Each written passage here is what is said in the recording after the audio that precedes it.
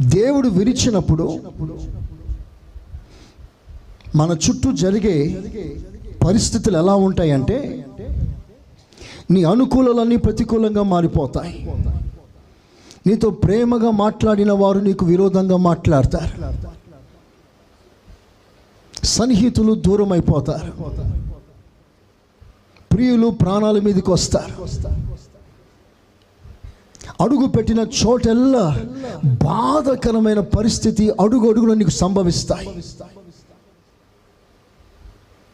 ఎంత ప్రాధేయపడినా సమాధానం రాదు.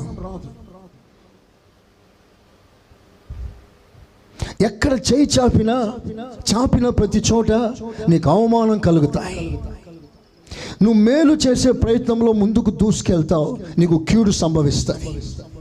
చివరికి నువ్వు ఎవరికి మేలు చేసావో వారు సైతం నీ కీడే తలపెడతారు.